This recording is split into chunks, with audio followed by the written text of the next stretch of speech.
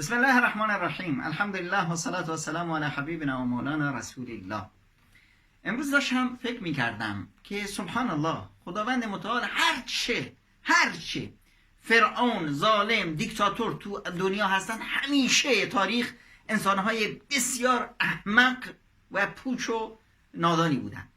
شما الان ببینید، داشتم میخوندم که مثلا وقال فرعون یا هامان ابن لی صرحا، فرعون به وزیرش هامان میگه که برای من یک برجی بزن تا من برم لعلی ابلغ اسباب السماوات، من برم اون بالا به آسمون ها، فاطلع علی اله موسی و انی الا اظنه کاذبا، من برم اونجا یه سرکشی بزنم ببینم که خدای موسی هست یا نیست.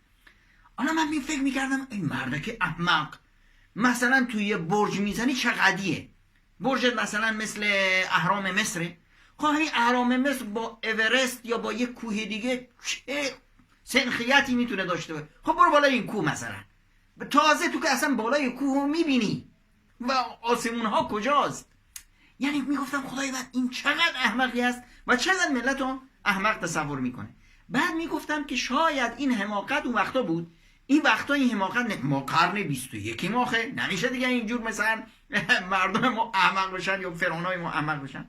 تا اینی که یک احمقی رو دیدم که نهایت رذالت و حماقت رو میرزونه، یعنی مثل دیوونه‌ای که بیاد مثلا توی آفتاب وایسه توف بزنه که مثلا بخواد خورشید رو خاموشش کنه.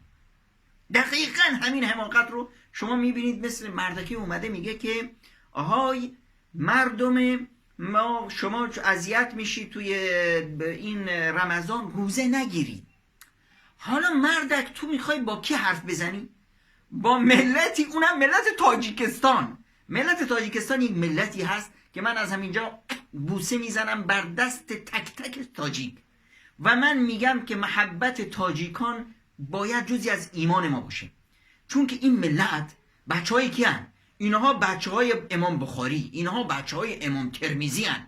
اینها فرزندان اونهایی هستند که روسیه اون زمان، اتحاد جماهیر شوروی با تمام چکش و داسش بالای سر اینها بود، کشت و قتل عام کرد و هر جنایتی که در تصورت هست روسیه انجام داد که این مردم رو از دینشون جدا کنه.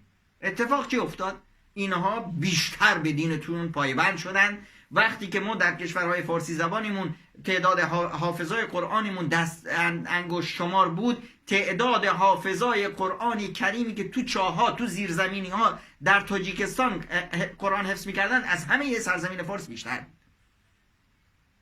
این ملت شکست ناپذیری هستند.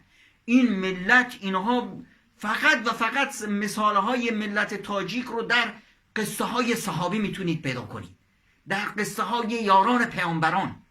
اون وقت میاد یه خرمگسی به این ملت میگه، حالا مثلا این کس کی باشه؟ مثلا ترامپ می بود، کشوری مثل آمریکا رو پادشاهش بود، یا نمیدونم پوتین بود که تو روسیه و مسکو نشسته، یا رئیس چین می بود، حالا میگفتی کسیه واسه خودش.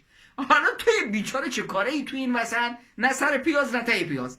بعد اومدی چه کار میکنی؟ با خدا در میفتی. بیچاره تو مگه اینقدر عقل و شعور نداری که این ملت، ما مسلمون ها، حالا تو که از اسلام خبر نداری، بهتون بگم آقا ما مسلمون ها یه دینی داریم که این دین ما به ما میگه که لا طاعت لمخلوق فی معصیت الخالق. در مقابل دستورالعمل های خداوند متعال بقیه بشر هر که باشن پس چیزی ارزش ندارن. حالا تو کی باشی که ما دستور خدا رو، رکن اسلام رو، روزه رو رها بکنیم به خاطر اینی که یک آدم احمق نفهم نادان اومده گفته که آقا نباید روزه بگیری. 4 تا بزغاره بی عقل هم پشت سرش مثلا جیره‌خواراش همون حرف رو تکرار میکنن که چی؟ عالی جناب گفته. عالی جناب خر کدوم طویل عزیز من؟ تو فردا مثل سگ میری و همین مردم توف میندازن رو صورتت، رو قبرت. کی هستی که بیایی در مقابل کلام الله، در مقابل شرع الله بیایی حرفی بزنی؟ کی اصلا حرف تو رو بها میده؟ در مسائل عمومی اقتصادی و سیاسی مردم با تو دعوا دارن که تو اصلا چی کاره هستی؟ اصلا نمیفهمی کشور دو وجبی رو اداره بکنی. اون وقت میایی برای مردم در هویت دینیشون، برای این مردمی که پوزه استعمار روس رو به زمین مالیدن، تو میایی خط و نشان بکشی؟ واقعا اینو که وقتی میدیدم گفتم والله سعد رحمت پدر فرعون بدبخت حداقل برای خودش پادشاهی داشت و باد کرده بود. این دیگه چه جناوری است، این چه موجوداتی تو این دنیا پیدا میشه.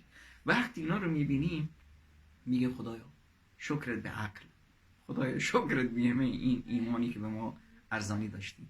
از اینجا سلام و احترامات برای تک تک ملت تاجیک و بنازم غیرت شما رو، بنازم ایمان شما رو، بنازم مردانگی شما رو، بنازم تقوای شما رو. خدایا بار اله حامی و حافظ و نگهبان این ملت بزرگ باش، این ملتی که به دینشون افتخار میکنن. زنده باد تاجیکای عزیز.